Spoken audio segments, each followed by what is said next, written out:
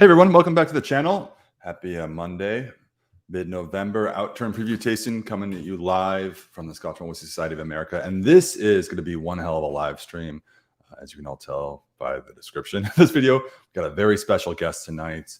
Great whiskey, great friends, great company. And we're about to get right to it. First of all, if you haven't done so already, pour yourself a whiskey or two or three. We're certainly going to have more than three here tonight. Pour a whiskey, sip along with us. We'll be tasting some fantastic spirits, I can tell you that, and we hope you do too. So with that said, let's just get into it. Got a long show for you tonight. Well, actually, we'll try to keep it to normal time, but a lot of whiskeys to cram into this. So our guest tonight is someone, hopefully, you may know. If you don't, he is what I consider to be one of the OGs of the whiskey tube community. It's hard to imagine whiskey and YouTube without this person. He's somebody who I watched years ago up until the present as he sort of explored Scotch whiskey specifically, sharing his whole experience with all of us and humbly calling himself a dummy from the very beginning. I'm proud to call this man my friend, a good friend. I just spent the entire weekend with him with countless whiskeys alongside both of us. And he is, of course, the little one or the quiet one, depends who you ask. He is Scott Brunow of Scotch Test Dummies. And welcome. I better leave on a high note with that introduction. You're like, I'm going to George Costanza this one. That was an unscripted intro. I could have used that opportunity to say something really embarrassing. Don't you like that? Like being able to talk about people when they're in the lobby. You know, just, they can hear you, but they can't talk. And yeah, they're back there waving their arms at you and yelling and cussing. Yeah. So how you doing, my friend? Welcome back. Welcome to the channel. Welcome back. It's good. You've been on this channel a couple of times, maybe. I'm trying to think. At least a couple of times. You bet. Zach Andrews says hashtag Who's Bruno. I like that one. So, you know, as I mentioned, Scott is the founder of the Scotch Test Dummies YouTube channel. Please go check him out if you haven't. You have to check it out. Probably one of the most entertaining channels on YouTube, especially for whiskey. And we were just together all weekend for a hell of a few days in Indianapolis, celebrating the Scotch for Dummies, other YouTube channel, friends of ours who have also been on here, I think just a couple of months ago. They had their 6-year anniversary party. So Scott and I were together with a bunch of you. I know I'm just reading through the chat. I know a lot of you were there as well. Had a hell of a week. And I see you sipping on water. Are you also in recovery like me? Oh, no. I didn't do too bad other than just I really limited myself through. And Saturday was a busy day. We had several tastings lined up, including yours. Ardbeg Cam was there. Glenn Modan did tastings with Glenn Morangy and the Ardbeg, and then we had a blind tasting that we did, and then just the sitting around with everybody, having a drink here and there. I really limited my intake on that. I mean, I was drinking maybe a quarter ounce, half ounce of most of those items, so I knew it was going to be a long day, and I feel like I did pretty good. Other than I still had a pretty good quantity probably throughout the day. It was just really kind of strung out. So yeah, I was watching you. You were very professional about it, though. I do remember Friday night we after this amazing whiskey dinner. It was dinner paired with different whiskeys with each course, 4 courses. We decided to have a nightcap, and the nightcap turned into about 7 whiskeys. That did happen. Pretty common. Yeah. Well, listen, welcome back. Funny enough, Scott and I were both talking over the weekend, just reminiscing on our relationship with the Scotch Malt Whisky Society and really our history and as friends. As I mentioned earlier, for years ago, was watching you and Bart on the channel. I would remember my wife just would always ask me, "Are you watching that show again with those 2 dummies? Talking about whiskey?" Every time I was just sitting there on my iPhone on the couch or something. And then we actually met for the first time virtually when you invited me on your channel. And funny enough, I was just a member of SMWS. I wasn't yet part of the team. And we were just talking about it. You said you want to come on the channel. I said, yeah, well, I want to talk about this thing I'm really into called the Scotch Malt Whisky Society.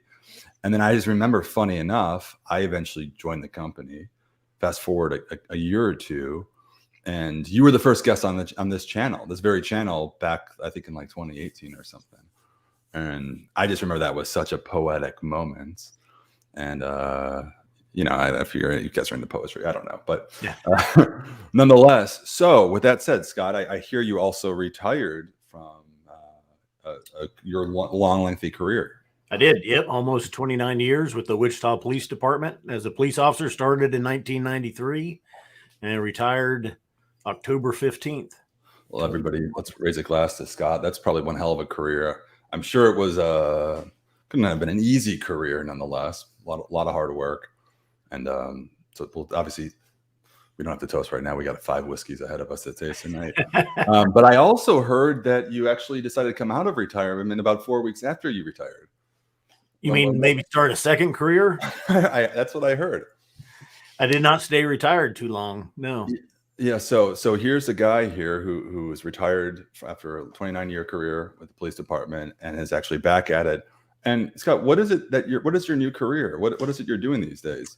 I am the newest member to the Scotch Malt Whisky Society team. That is correct. Can we get a boom? Boom in the chat. So yeah, officially, guys, this is not just Scott as our special guest tonight. This is actually Scott's first official day as a member of the Scotch Malt Whisky Society of America. So pretty exciting news. And yeah, so we were together, of course, over the weekend talking about that, of course. But technically, now that this is your first official stream with us as a member of the team, and obviously we're a small team here in the U.S. and having Scott, as you can imagine, is just fantastic. And we were talking about this. It feels like almost a year has gone by. You were contemplating retirement, and you came out and said, I would love to join the team. And we didn't really have anything open per se, but over the course of months, we sort of put something together. And obviously, we wanted to have Scott so badly, and it obviously worked really well. So I think it goes without saying, you're going to see Scott a lot more around these parts. I think, Scott, you'll be taking the lead, of course, on our channel and everything. And we just felt that, with the YouTube community being such an amazing supporter of the society here in the U.S., particularly, I mean, around the world, but here in the U.S., we've been so fortunate. And, as you guys have seen, we've been doing a lot more streams, trying to engage the community even more and more. We felt that having Scott on board would just allow us to sort of grow even further.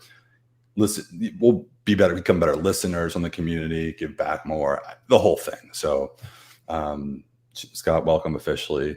Please get everybody in the chat. Give Scott a nice welcome to the SMWS team.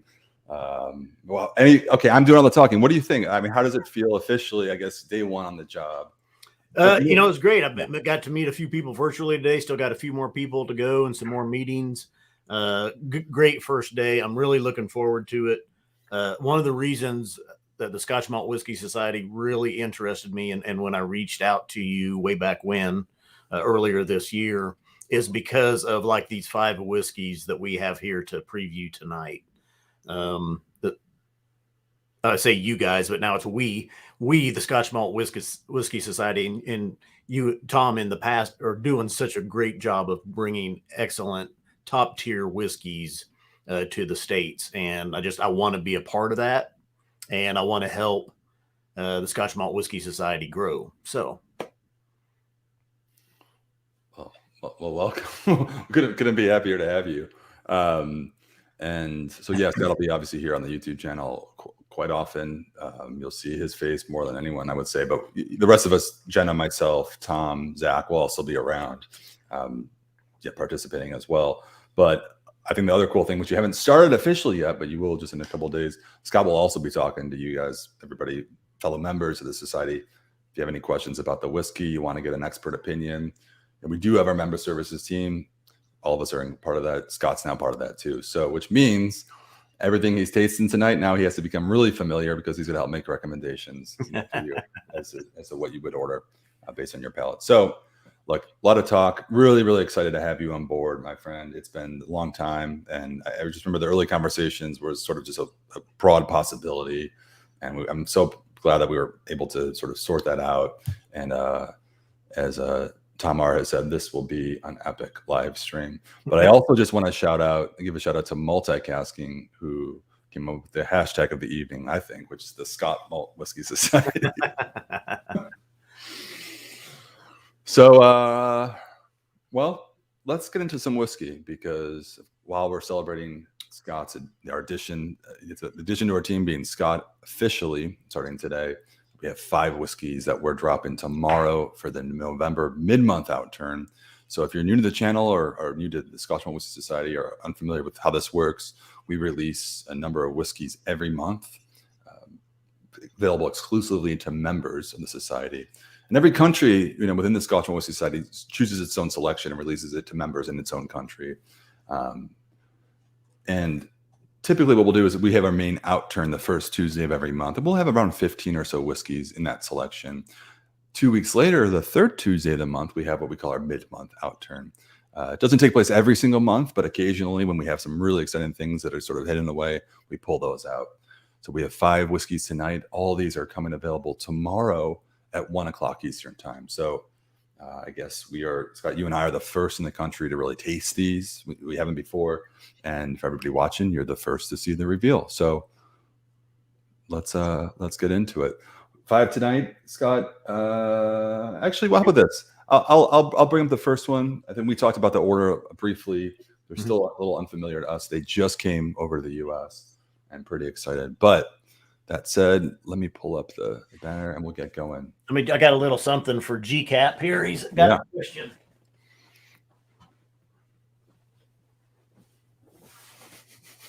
I was going to save it, but since someone asked, I do have the official uniform for the SNWS ready to go.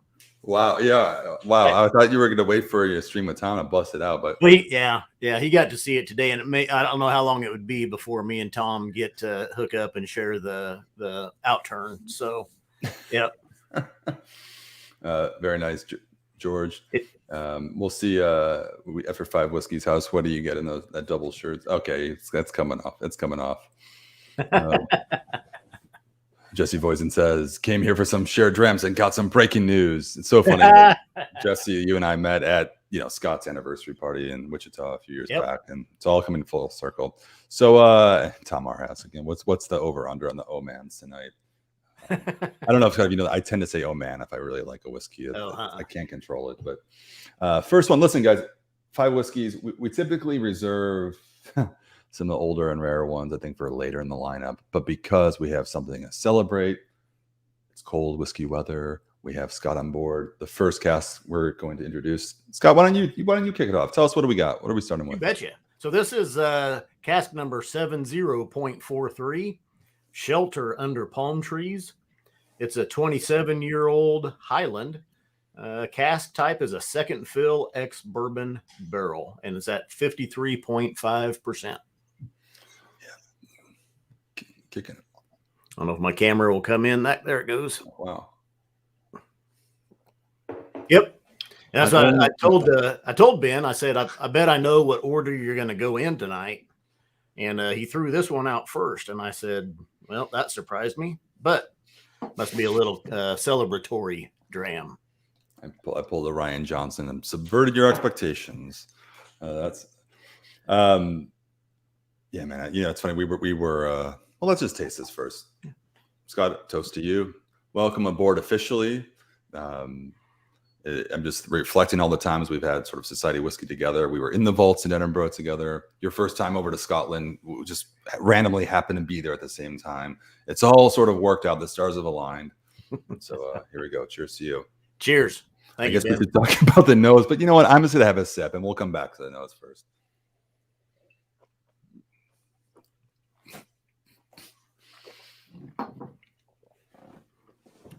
So, okay. Oh, yeah, that's a palate full. Woo. We kind of dove in without really talking about those. Maybe we can go back and talk about it. But yep, we'll just backtrack to the nose now, and everybody will have to wait for the notes on that. The one thing I want to just mention before we start kind of talk about the whiskey, though, is, well, I guess this is about the whiskey. We were talking about this over the weekend with an older whiskey. How cool it is to see something. This is now 27 years old, but still retained a really high strength. This is 53.5%. And so you get all the development within the cask, but typically whiskeys of this age are sort of more mellow in strength. So this is really kind of packs the best of both worlds. Jenna is worried. I hope this means we don't all have to wear those Yeah, no, we're a no uniform enterprise here, but it's an at will, dress code. I can arrange for you to get one of those. It's close to Tom's. It's not exactly. It was as close as I could find. It's made in China replica. Got it off the black market. So what do you think? What's your impression of this whiskey right away off the nose and whatnot? Nose, a blast of fruit just jumps right out at the glass. Yeah. You're getting that 27-year-old ex-bourbon. The tropical notes are starting to kick in there. Full of fruit. Lighter citrusy fruits, creams and vanillas, slight bit of spice on the nose. Gorgeous. It is a gorgeous, just like the aroma overall. It's a bit tropical. I'm with you. Like that spice is very subtle. It's a very sort of fruity, bright, but also, complex and I think very decadent as well.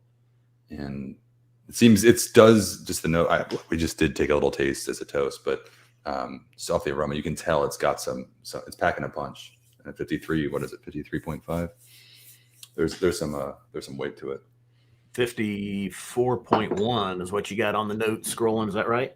That was 53.5. Well, a little off on the. I wonder sometimes if it could be a clerical error that we will correct. Yeah.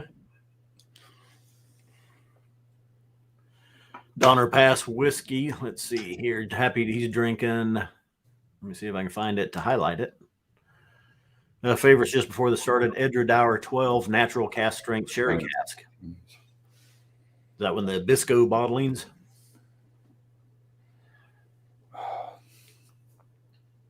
Almost a little bit. There's no peat in here, but almost a little bit of a sweet pipe tobacco note as well. Yeah, it's almost as if, perhaps you'd assume it's absorbed some of the char in the cask over, 27 years in it. It's pulled a little smoke. Yeah, just like really, really gorgeous. Gregory Cloyd just commented. He said, waxy ruminations, 26, 30-year-old. Waxy comes through on this too. I hadn't thought about it, but as soon as he said waxy, there's kind of a nice waxy mouthfeel with this too. Coat and everything. Lingering. It's got a long finish to it. Yeah. Lots of fruits still just jumping out. Yeah, it's funny how the power of suggestion works, because I didn't get that sort of that waxy characteristic until Gregory said no. Who was it? I'm just going back now in the comments. Well, until it was said, and then you repeated it, and now I'm getting it. Yeah, it was Gregory. Nice, and some of the baking spices are in there. Some of the cinnamons, little bit of nutmeg, a little bit of spice, almost like a pepper spice even, but not much.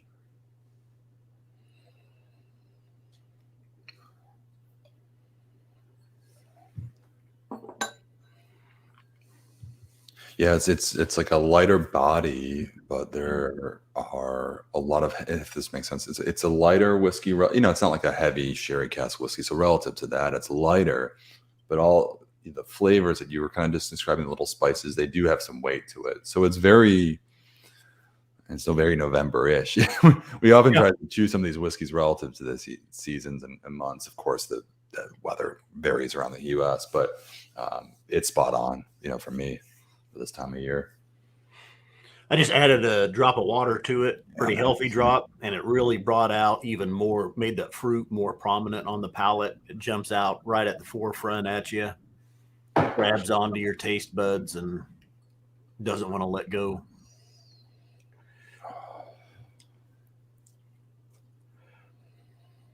Oh yeah, the fruit really comes forward. It becomes, I like the fact that it was punchy. At that 53.5, which we've corrected, by the way, the ticker 53.5. I liked it, but this feels more almost respectful to the spirit in a way. I feel like it just unlocks everything. Yeah. I feel like you have we're doing it some justice here by giving a little bit of a H2O.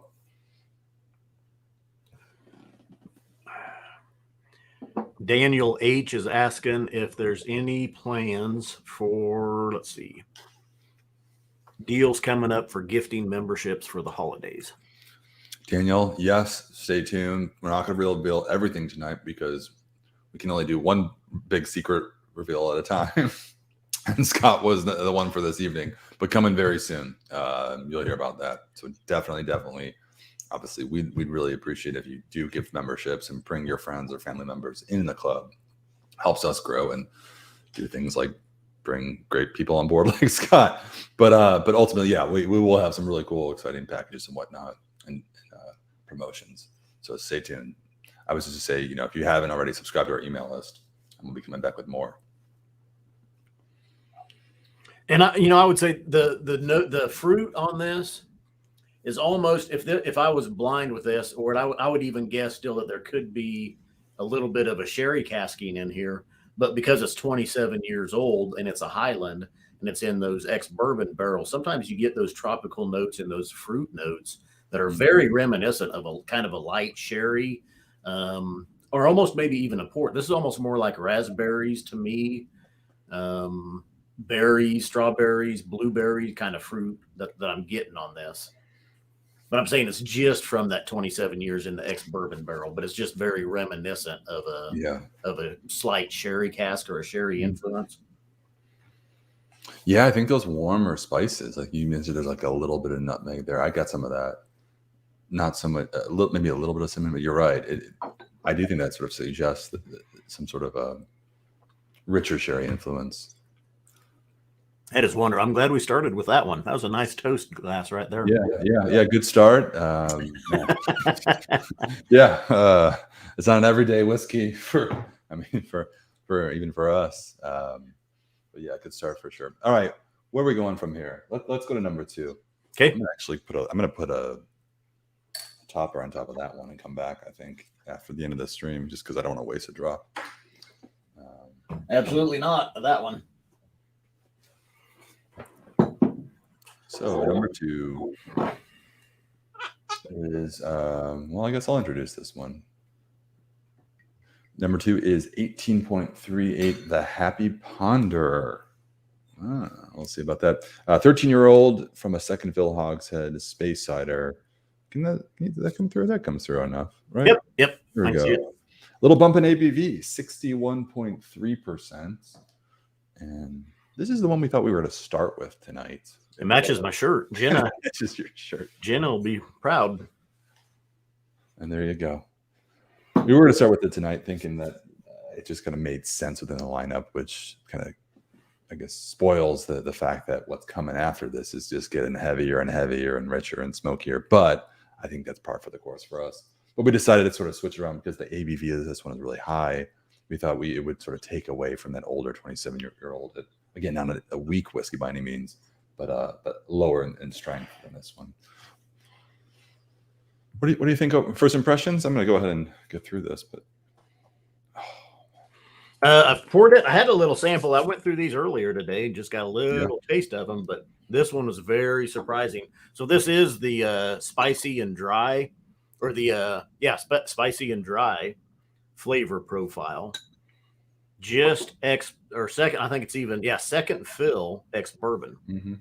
So when you have that, and this is 13 years old, with those second fill and third fill bourbon barrels, and we were talking about this over the weekend, that allows very little of the wood influence to impact the whiskey, and you're really able to see the distillery's characteristics, when you get into those used bourbon barrels. Yeah.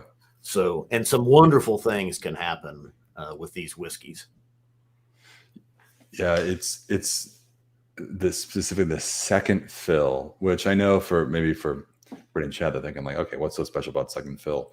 Kind of in this little bubble, SMWS bubble, seeing all these different single casks and whatnot. It just seems that, if you have a refill cask, if something's labeled a refill, that could be anywhere, could be a second fill, but all the way up to a fifth fill, which is not very common. Oftentimes it's probably a third fill cask.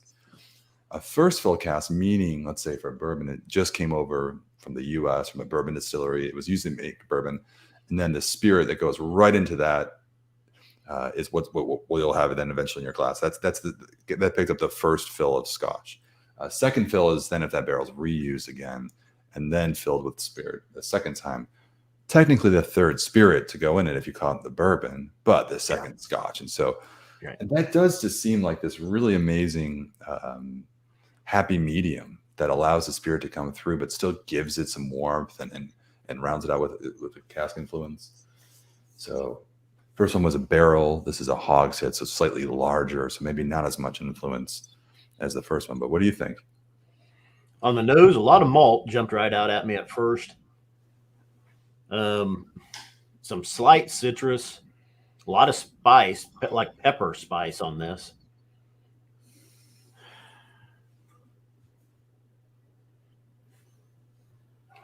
And the ABV hits you as well. You got to be careful on your nostrils.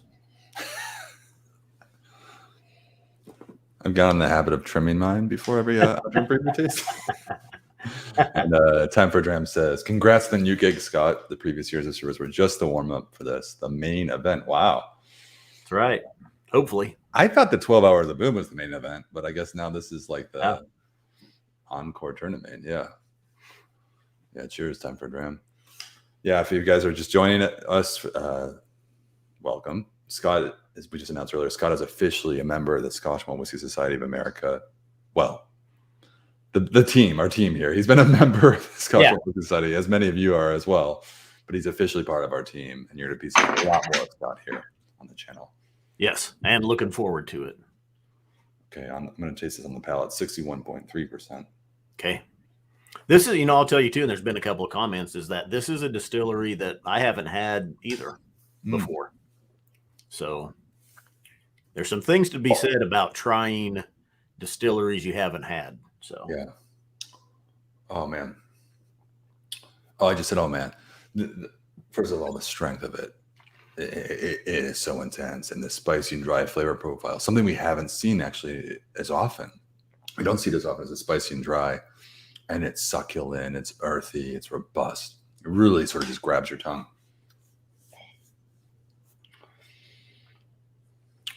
Yeah, just a small sip. Man, I was really letting that soak in too. You're taking it like a champ. I'm like, oh, it's attacking my tongue. And you're just... I just got it again, and I did earlier, and I thought maybe something was off, but it was almost just like a very faint, light peat. And maybe it's just it could be barrel char, or maybe it's just a very heavy maltiness. But it just kind of reminded me again, almost, just like a very 2 or 3 ppm level of peat. I suppose it could be still, maybe it does have some peated barley in it. And I'll look, are you getting anything along those lines? Well, I have to say, it was so intense for me at first at neat. What I'm gonna do immediately is add some water, because I felt that I got a big rush of sort of white peppercorn, from the alcohol. Yeah, white peppercorn, good one. If we didn't have that 27-year-old before, I probably would have been easier. But man, compared to that, this is a real sort of you'll taste this one in the morning, brush your teeth or not. This is. Yeah, but it's just, I got it initially up front when I cracked this earlier today and just had a little sample out of it. Mm-hmm. And even just there, I'd forgotten that. And as soon as I took a little sip and was talking to you, it hit me again. But, well, Audiophile Fool actually has a good point. He says, of course, it could have peated barley. It's a second fill. So maybe that first... It could even be a little bit of influence if there was peated whiskey in that cask, before. So maybe the Scotch could be peated, or it could be maybe there was a peated whiskey in that barrel before they used it. Yeah, it's going into the distillery stuff. It's not very common.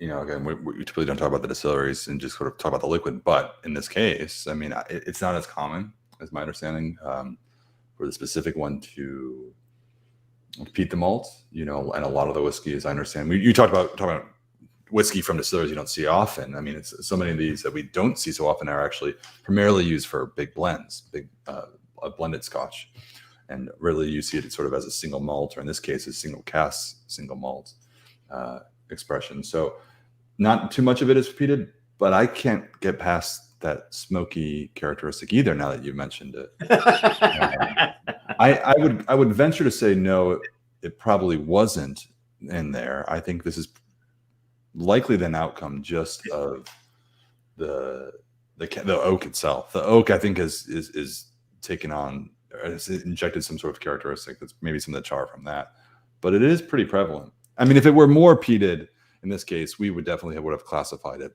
even as a lightly peated. Sure. Whiskey. Yeah. And it could be a combination of that dry, that spicy and dry profile with the maltiness. And you called it a white peppercorn. I knew there was something in there that's a little bit tangy, or not tangy, but just a little bit spicier than normal. Yeah, but it's delicious. It really is. It's such a great on the palate. Yeah, and with some water, it really does some flavors too. Let me add a drop. While you're doing that, Tamar says, I vote for Scott to get an RV and take the SMWSA show on the road, like a food truck with great whiskey. Well, Scott, maybe being that you were just retired from you're a retired policeman, maybe you can speak to the legality of that specific road show. But I would say, Tom, no ideas off the table at SMWS. I like that a lot. Let's check the budget on that. Let's see what we have for traveling expenses. Well, if we do electric, then they get the gas expense, and then we get more from it. We can get some tax break. Okay, we'll figure something out. And George says he'll vote for that.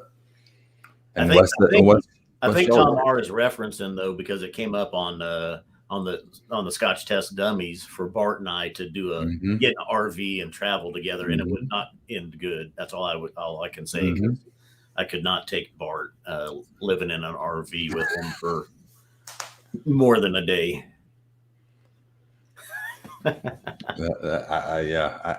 I would enjoy seeing that, either if it's an SMWS Society van or a Scotch Test Dummies van.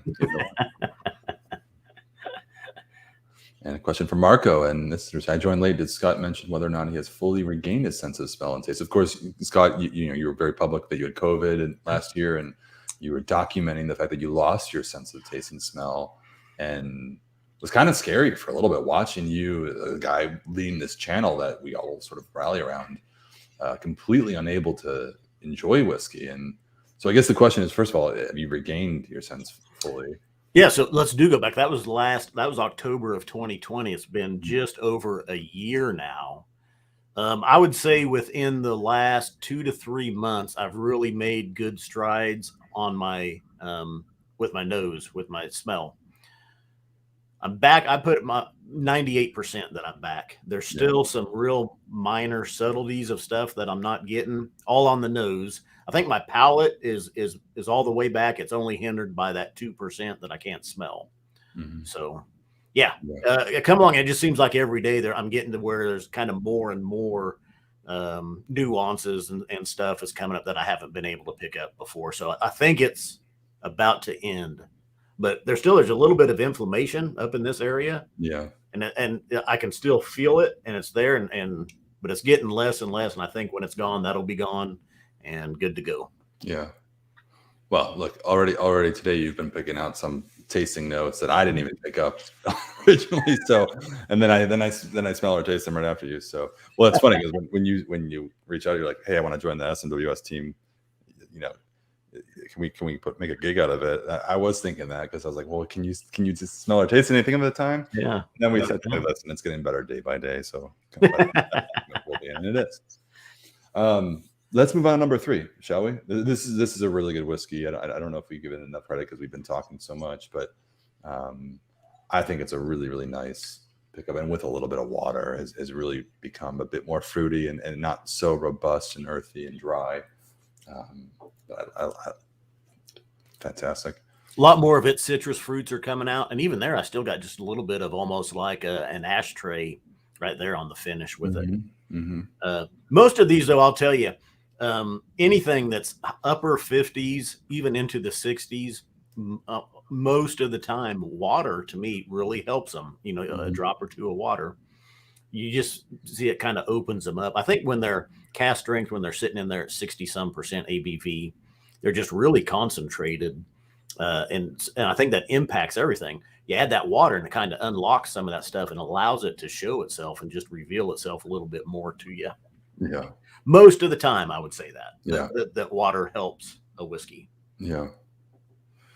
So let's go to number 3. This is kind of a style that I know you've been a fan of, specifically. I think a lot of society members are a fan of.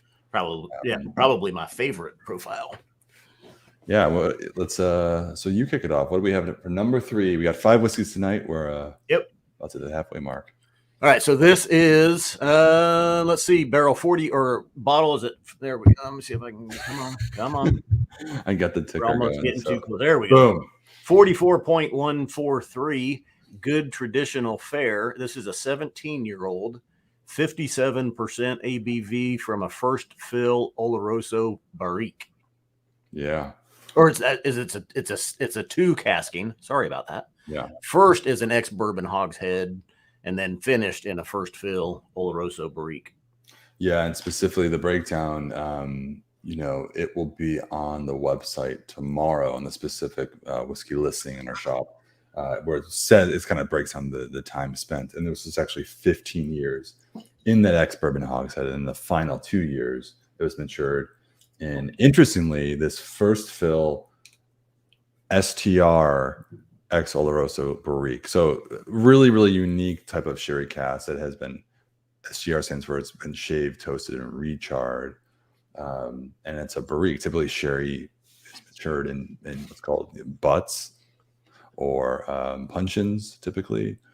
But this is, or sometimes barrels, most of the commonly. But one of the first Barriques I've seen, typically a cask used exclusively for other types of wine, non-fortified wine. So and that is one thing that I look forward to is learning with SMWS is more on that. I want to become more kind of the wine. I love wine casks. I love, sherry finishes, Oloroso, PX, I like port, Sauternes, Marsala, Madeira, had them, love them. I'm anxious to learn more about those and that whole process. Listen, I'm still learning. We're also learning too, but there is so much to learn, and that's what's fun. And I think things are changing. The way that whiskey's being made is changing. The use of these types of casks is evolving, I would say. Yeah, I think it'll be a lot of fun. It'll be fun watching you kind of learn more and then even sharing that all with us. Daniel H says the color on that one looks amazing. It really does. Yeah, definitely dark amber.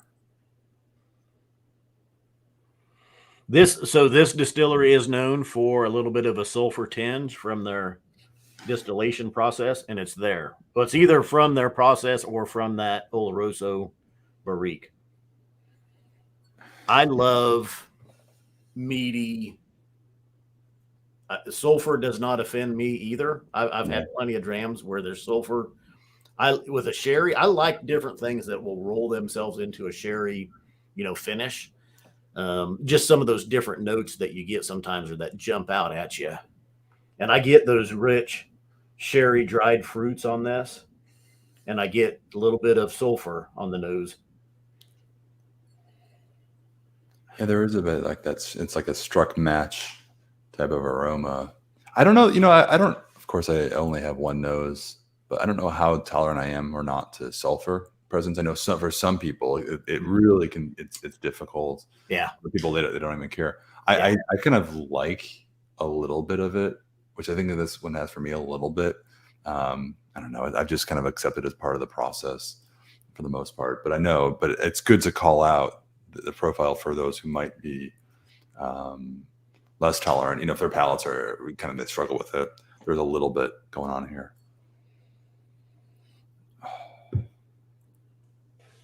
And the question is from the charring process. So typically, traditionally, the way it's been used is when casks are shipped from Spain, southern Spain, where the sherry is made, up to Scotland, a sulfur candle is lit within the cask. prior, and then it actually acts as a preservative to the wine that's been soaked into the wood itself, so that it can sort of make the journey and not go spoil or rotten or whatever it would be to spoil. So it's a bit of a preservative. And for some, so sometimes you'll pick up a little bit of that. Excuse me, I just hit the mic. You'll pick up a little bit of the sulfur from the actual candle itself, but not always. I'm looking for other on the nose besides spices and those sweet sherry notes. That's about it on the nose for me right now. Tasting note on the bottle. I kind of like this. For those who enjoy a characterful,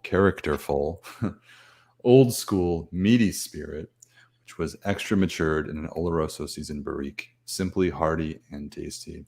Good traditional fare, kind of a name where it's just no frills attached.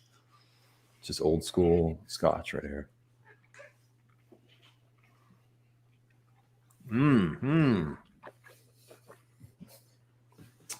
Yep. That's my oh man right there. Woo! Definite. I'm gonna put it out. If you're offended by sulfur, this isn't for you. Pass this one up. There's some sulfur in there. It's good. It's fruity. It's juicy. It's literally like you're chewing, like you've got some pulp of plums and dates and raisins, and it's all matched together, and you're chewing on it with a hint of whiskey in there with it. The Plum Whisky Society, or the Plum Society. We're just gonna call it the Plum Raisin Society. No, man, it is weighty. The spirit is thick and oily. It really just sort of coats the palate. I mean, I'm trying to think of,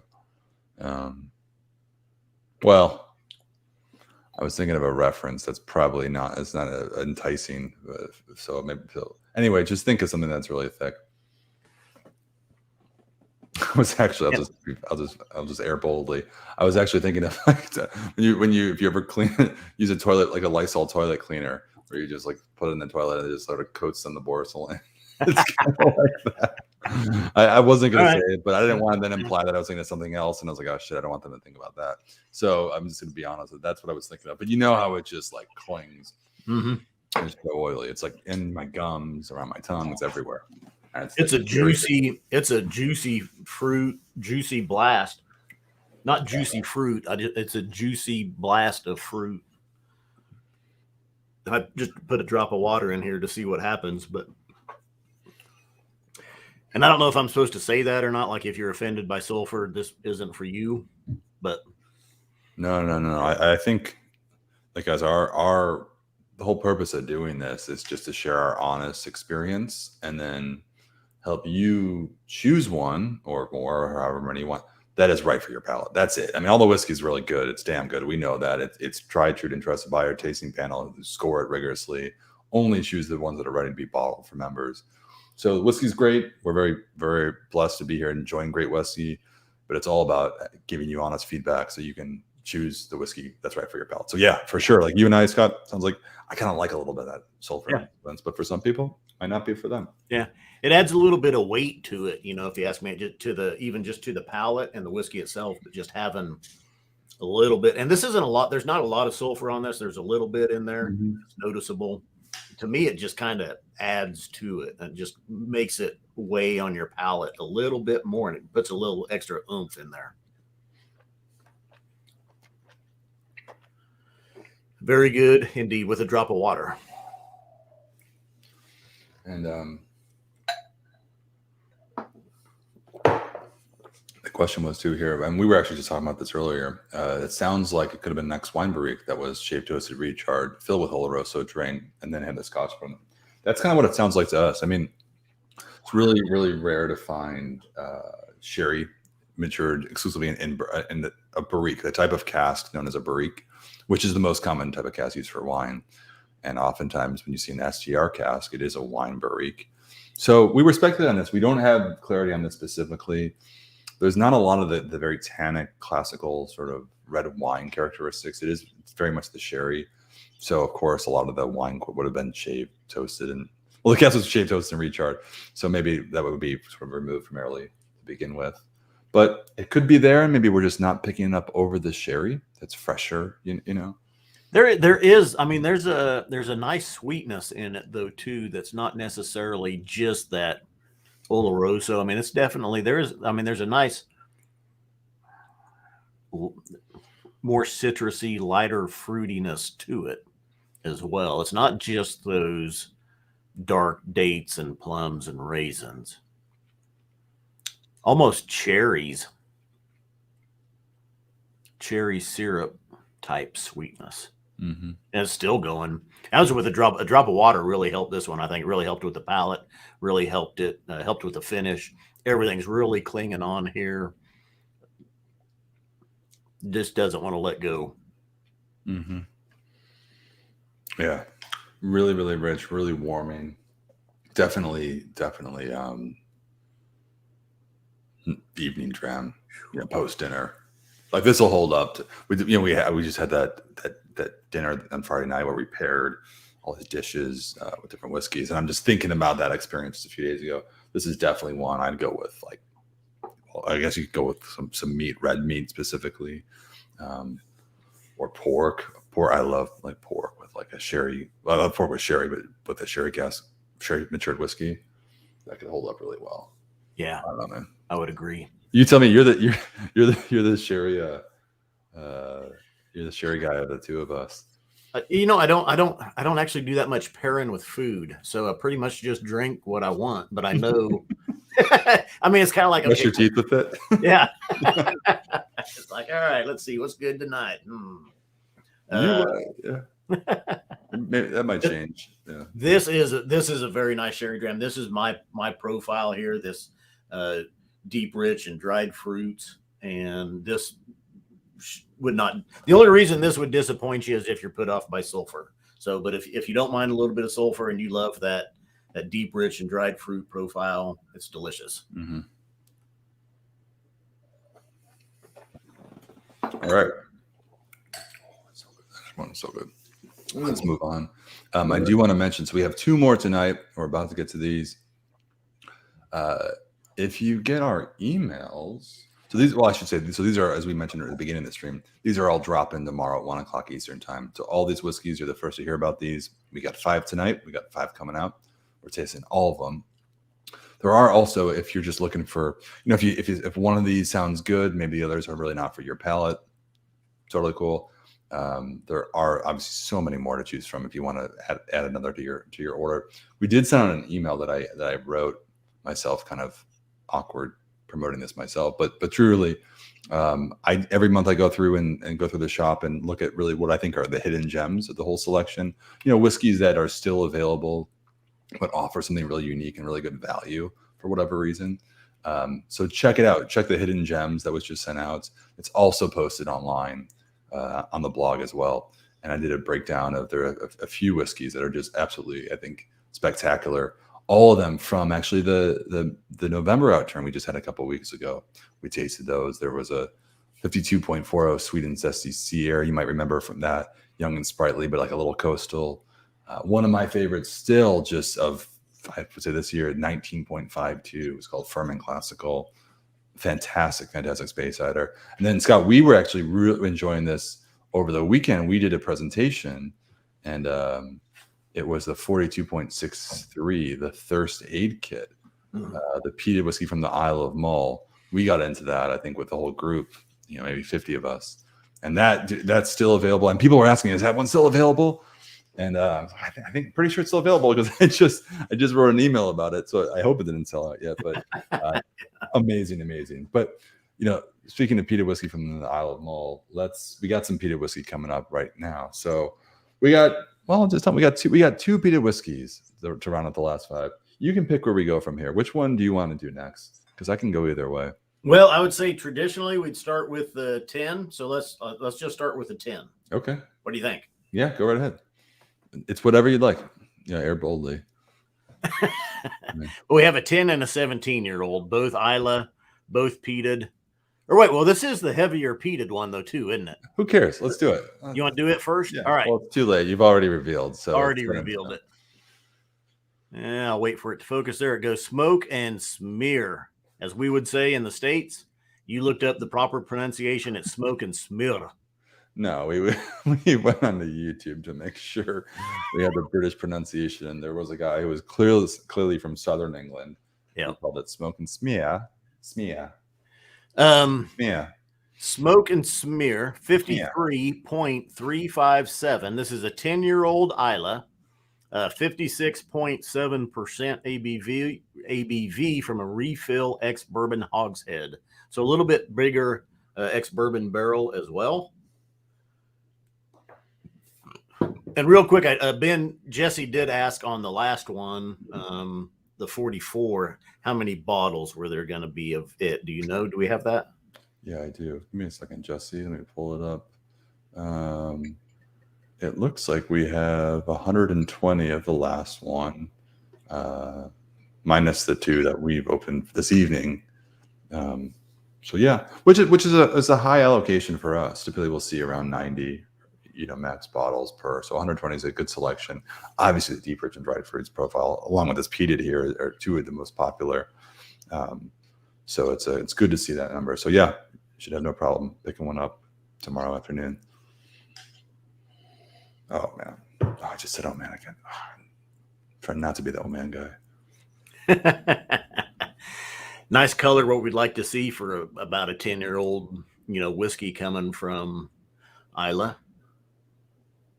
Blast of peat on the nose. Nice citrusy sweetness with it though as well. Ooh, wait, what was that? I just got a someone at the door. What's no. What? What is that? There is this different, besides peat and citrus. What? The suspense is coming. What is it? No, that's what I'm trying to figure out. Oh, okay. Are you getting anything different on the nose? I thought you well, my first impression is the classic notes, and this is on paper 10-year-old from a refill hogshead, distillery 53. It's everything: smoke, brine, seaweed, a little bit of sort of like a shellfish notes, raw shellfish in this one. But what else? And I will support, because the Water of Life has just said he's owning this moment. Yeah. So I'd like to you go on it. So what is it that you're experiencing that sort of threw you for a loop? I can't. There's something in there with it. Not necessarily. It's almost a maltiness of some sort or something tagging along there with the smoke. The sweet. I'm just trying to pin it down what it is. Maybe I'll get it on the palate. Yeah. 56.7, or was it? Or 56.7%. So pretty strong. Not the strongest one so far tonight, but there's a lot to it. Wow. Blast of peanuts, smoked peanuts up front, peat, light citrus sweetness, cigarette ashtray,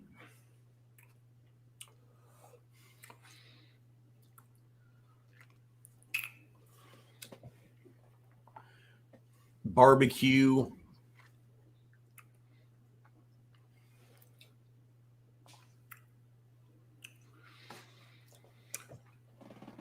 and there's a little bit of vanilla icing we're talking about, which we determined to be glycol compound from the peat itself, but a little bit of vanilla sweetness, sort of like some caramelized sugar.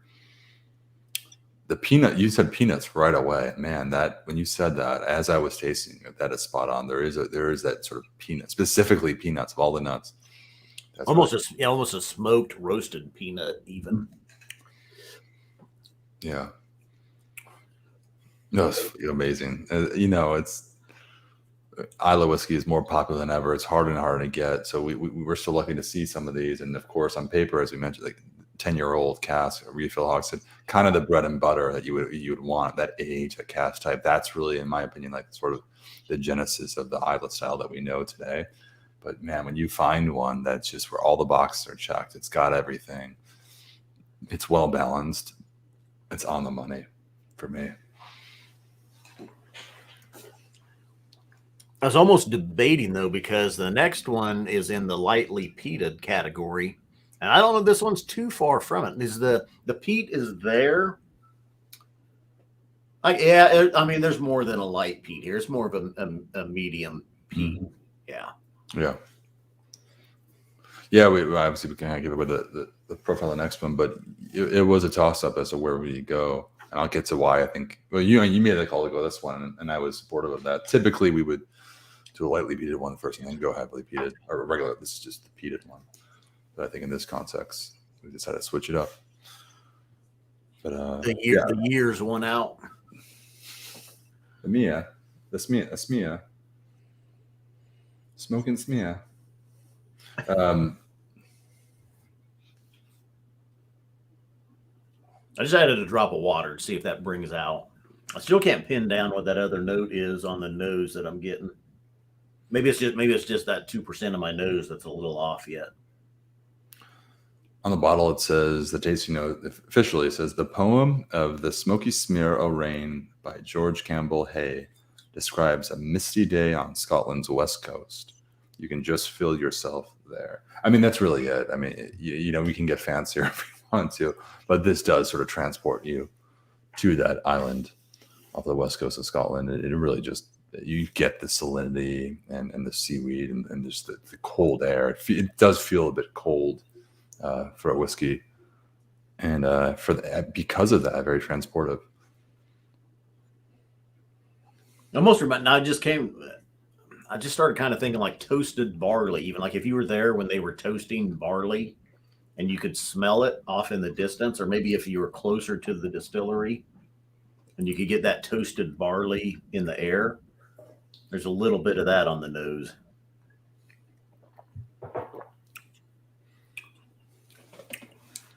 I like it with water too. Of course, water helped it. Yeah, I'm gonna add a bit. I can go neat with this one all day, but I think you're right. I think this will really give it a chance to. Oh yeah, it does. Opens up a bit more fruitier, more malty. Yeah, it definitely didn't hurt it. A little bit of mintiness in there, a little bit of a pine, almost like a pine tree, a forest, cedar.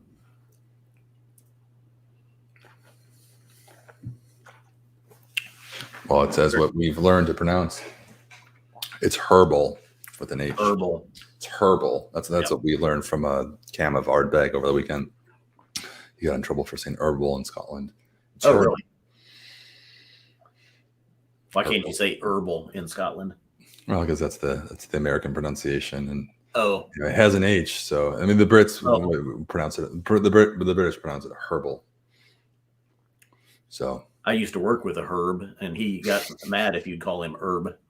So did he want to be called Herb? Herb Brooks, coach of the U.S. Olympic hockey team, and was that 80? What year was that? Miracle on Ice? I don't know. 87? No, it was not. The Olympics are out of the year. Chat, help us out. The U.S. won the Olympic gold medal. Was it Lake Placid, New York? I want to say that. Well, I'm totally getting my history wrong. 1980, says multicasting. Thank you. I knew the sideburns were still a thing culturally then. 1980, of course.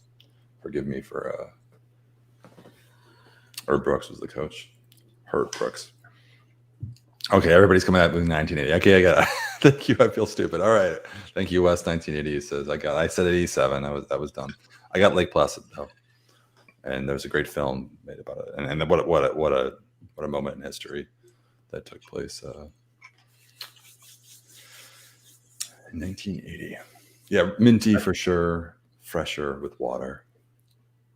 I even added a second or a third drop even in there, and it's still a palate full. It's still, I mean, everything is there. It's really dragging on, really nice finish. Woo! Not disappointing at all. Yeah. All right. That one's been tested. So let's go to number 5 of the night. So we decided to do kind of a reverse flavor profile. We're doing a lightly peated one, but an older whiskey that we kind of wanted to save for the end. What do we got? Just a second. Caught me mid-pour. Last but not least, a 17-year-old from Isla as well. Come on in there. Boom. Wish you were there. All right, we've got Wish You Were There, 3.328. It's in the lightly peated flavor category, 58% from a second fill ex-bourbon barrel. What's with the question mark? The wish you were there. It's very Wish you were there. Yep. Presumptive. It's thought-provoking. Wish you were there. Oh, yeah. I'm very excited for this one. So last whiskey of the night for pretty great lineup, if I do say so myself. Daniel H. is asking, is this the only 5 bottles releasing tomorrow? Did he hear that correctly? No. These 5. Yeah, that's correct. That's correct. For the mid-month outturn, that's right. Yeah. For the mid-month outturn, we have 5. We are tasting all of them. There's usually about 4 to 6 in the mid-month if we do one. So 5 tomorrow. If what? All 5 are here. So what'd you say? If we do release a mid-month outturn, which we do most months. No, you said if we do. If we do, yeah. By the way, this is whiskey number 5. If we do release a mid-month outturn, which again we do most months, but sometimes we'll split it up and do more December. But if we do a mid-month, we'll usually do 4 to 6. We have 5, and there's something different on the nose with this one. Not like that last one. There's something a little deeper, maybe earthier. Oh yeah, they're much more so. A bit more savory too. It's like cooked shrimp, a little bit, or like our scallops. Very different, but a little bit of both. A lot of sort of like roasted, or maybe sauteed in butter. It's kind of buttery on the nose. There you go. Seafood pasta, baby. Now, see, where was you on the last one? How come you couldn't figure out the last one, what I was smelling? I don't know. Yeah. I didn't have COVID, so I think I have 100%. You have 98, so I'm just going to chalk it up to that 2% right there. Almost a darker fruit nose on the nose as well. Almost like this was sherry cast. It's not by the label, but I mean, almost like there's just a darker, richer fruit in there with it too. But a little bit of peat coming through. Woo, meaty, sultry. It's a 10. That's a knockout for me. That's my jam. Oh, and then it's got if you want to start, sorry, I'm having the oh man moment, but I'm curious to hear your thoughts. You're still chewing. He's still chewing. Yep. Still letting it soak in. Oh, so first good. sip. Yeah. So good. Oh. Dried cigarette ash. If there is, I mean, there's not like there's a difference between, wet cigarette. I guess maybe there is a difference between wet cigarette ash and dry, but dry cigarette ash, to me, darker citrus fruits, peat,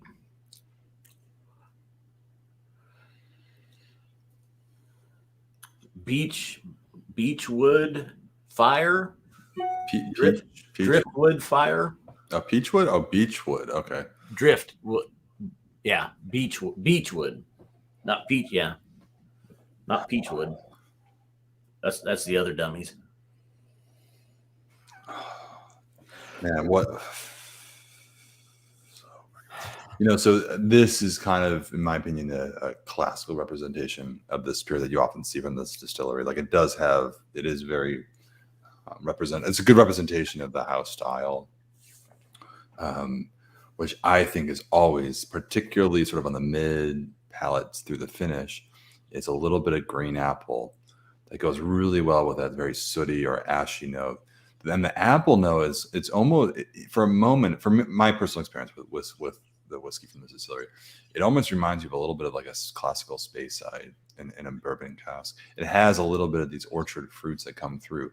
To me personally, again, just my palate, but more so than any other spirit on Islay, it is a bit fruitier. And of course, the whiskey's the ppm level, the peated level, parts per million, is what, around 15 to 25 on average. So it's kind of much lower than what we just had, but that allows the spirit to come through a bit more. And so I just think the harmony in this one is just spot on.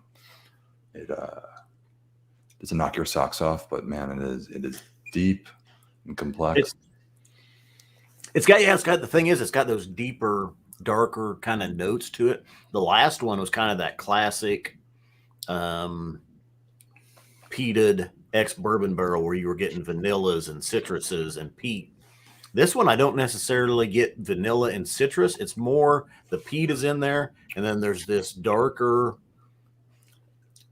thicker fruit sweetness. I'm not necessarily just saying, plum or anything like that. I don't know how to describe it, but it's hanging different. It's not that light, apple. To me, it's not the citrus, the apple, the orange, pear. That's not what it is that I'm getting. It's more of it's hard to describe. Yeah, I mean, it's different to me. Yeah. Would you agree? I mean, or is it your experience that it's more ashy than smoky? Yes. Yeah. In fact, that brings up, Paul asked, as a non-smoker, how would I know it's a cigarette? That's probably because I have smoked in the past, but I suppose just think about when you've walked through a crowd of smokers, even, or maybe if you used to go to restaurants or bars where you could smoke inside. Have you ever been around an ashtray even? And then just think about if you're walking by a cigar smoker or how that smells compared to a cigarette. It's just, they're different. Mm-hmm. Yeah. Maybe that's what some of this is. But there is that dry cigarette ash, but maybe there's a little bit, it's kind of a tobacco juice. Yeah. This one, that's some of that. Yeah. That's what's taken over from some of those lighter citrus notes for me. It used to be we had distillery 3 bottlings all the time, years ago, and it was pretty common. And then they went away for a long time, and it would only come up once a year, maybe one a year if we're lucky. We've had a few of these. I mean, like in the last 2 years, and they're coming back. It seems like all of a sudden. I'm so into it. The spirit's very different from, I think, what the distillery puts out eventually. So it's not, you can if you enjoy the distillery's own bottlings, you can maybe have something a little different and just different, like compare and contrast or whatever. So it's just, and that's always fun, of course, but it's just, I'm really into it. The age too. It's harder and harder to get Islay whiskey of this age in single cask form. I mean, we just see this in the market, and it's so difficult. But this, like when I was a member, before I joined the company a few years back, it was so much more common. I joined the Scotch Malt Whisky Society looking for Islay whiskey of this sort of age, that sort of developed, but it was also this cask strength, so it wasn't so mellow. This just speaks my language, I guess. Yeah. And that could be, the 17 years over the 10 years, just that extra 7 years in the barrel. Maybe it's just the more of the wood character coming through with it. But yeah, there's so much going on. And I think I like that we've had 2 Islay whiskeys in a row. We don't usually have 2 from Islay within the tasting, like here on YouTube. So it's great. Both are, I would say, very classical representations, both of the regional style, but also their respective distilleries too. Both of the age and everything. And of course, they're both from second fill or refill ex-bourbon hogsheads. Oh, actually, I'm sorry. Excuse me. This one's an ex-bourbon barrel. So maybe that aids to the mellowing of the peat even more so, because you have a smaller cask type with a higher ratio of wood that injects a bit more influence. gives it more warmth, I think, than the previous one. So that's that. Water definitely brought out more of the sweetness on this one. If you haven't added water, try it with a little drop of water in it. Brought out, especially mid. Yeah.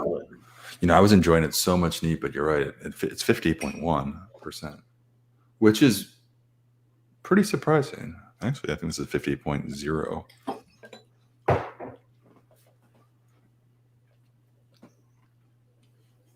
Yeah, it really helps it right up front, through the mid palate, into the finish. More fruits, more sweetness. Still not necessarily, that light. To me, not necessarily that light citrus. It's just more kind of richer, thicker, more tobacco notes, pipe or a cigar tobacco, not cigar or cigarette. Yeah.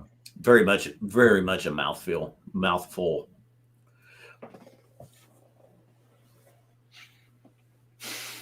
Jesse, yes. Can you now officially deduct the bottles behind you serving as a great backdrop as a legitimate business expense? That's what I tell the wife. It's true. It's actually true, though. That's the thing. It's true. And toss a thumbs up if you were happy Scott is part of the team. Yeah, we announced that if you joined recently. Scott is officially part of the Scotch Malt Whisky Society of America team. And it's pretty amazing to have you. So give a thumbs up for Scott. You'll be seeing a lot more of him on YouTube. And yes, he did bring the DSLR. The webcam quality is really an upgrade. Not only do we have an upgrade in personnel, but we do have an upgrade in equipment too. Yeah. So, so you get to see Scott in 1080, in full 1080 resolution. See all that gray hair? Yeah. Yeah. They say it's wisdom. Wisdom. I think it's wisdom leaving the body, though, is what it is. Oh. They also say it's not the years, it's the mileage. And so I know we got a few years between us, so we'll consider a sequel. Just kidding. Han Solo said that. So listen, guys, that's all we got tonight. All 5 whiskeys dropping tomorrow. Again, 1:00 Eastern time, exclusively to members of the Scotch Malt Whisky Society in the United States. If you're not yet a member, there is still time to go ahead and join us. You can go to our website, smwsa.com. Join tomorrow at 1:00. Your membership will be active right away. So you'll be able to order at that point. Some of these whiskeys tend to go kind of quickly, so I would recommend if there's something that really sounds interesting, jump on at 1:00 or just before 1:00 Eastern time, log into your account. It'll pop up exactly at 1 and you'll be able to order or call our member services team. Scott, you're going to be on the other end of the phones like all of us very soon, not tomorrow though. Scott's first day was today officially. So he's still going through onboarding and training and everything. Yep. So maybe next time around, you can talk to Scott personally, which I don't know. I don't know if you guys are excited to talk to Scott personally. I was the first time we met, which is weird, but here we are. And as I mentioned, check out if you're not subscribed to our email list. We send a lot of cool information. We don't spam you, don't worry. But I did send a breakdown, a pick of my own sort of personal 3 hidden gems from the shop. So if you're looking to add to your order, or I don't know, just interested in what other whiskeys that I think that are really kind of hidden away, that are really spectacular value and cool for the experience, check out the hidden gems and just keep those in mind as well. And that's all we got, Scott. Thank you, Ben, and thanks everybody that's watching. This was my first day with the SMWS, full-time representative, member of the team, and I'm looking forward to it. And I think there's a lot of good times to come. I am too, Scott. It's so great to have you. It's really surreal. We feel almost like a legitimate organization now. We're not just a group of misfits who really love whiskey. So listen, most importantly, thank you for everybody who's here with us tonight. It's quite frankly, it truly is. It's because of your support, here on YouTube, that put us in a position where we can actually bring Scott on. And like he said, he retired from a long career and jumped back into employment a few weeks later. Doing hopefully, I guess, what he really dreamt of doing because of you. So thanks for the support of the Scotch Malt Whisky Society. This is quite frankly just one of the many results to come of your support. So Scott, Can you tease next week's episode yet, or say anything about No, we Okay. can't. There's another show coming next week that they'll be a part of as well. So just stay tuned in. Yeah, I mean, well, look, we can say, well, you'll find out very soon. Yeah, we'll be making an announcement very soon. Cliffhanger. But we do have something else coming down the line, and I'll just say it's not from Scotland. And Scott will be back here on the channel with some special guests. Scott, you won't be a guest the next time; you'll be the real deal. But anyway, yeah, it's true. Cheers, Sancha. Scotch it. Oh, real quick, Tom R. and a couple people have asked if you were going to show the spreadsheet. Oh, you might not have it for the 5 since it was just the 5, do you? Yeah, we don't have the spreadsheet tonight just because we just have the 5 whiskeys that were previewed in the tasting. Let me see. Actually, hold on. Hold that thought. And sometimes usually with the first of the month Outturn, you have the spreadsheet. Hold that thought. I do have one. So even though we did just taste all 5, let me go ahead and just do a quick screen share, because if you want to take a look at it and then do a screenshot. And I did see the comment, by the way, from Mike Edwards calling me out for the quote was from Indiana Jones, not Star Wars, other Harrison Ford movie. So I just want to acknowledge that, Mike. I saw that. What was the quote that you had? It's not the years, it's the mileage. Oh, okay. I was thinking for a second there. Let's see here. Hold on a second. So if you want to do a quick screenshot, here is the full list. Oh, this is just the PDF. There we go. I guess. This is everything we tasted tonight. Take a quick screenshot. Again, dropping at 1:00 Eastern. I hear all the screenshots going. That was a good representation. That's it. Take a good look. Think about it. If you have any questions, reach out. And Scott, great having you. Welcome to the team officially. Thank you. It's an honor. And we'll see you next time. Cheers.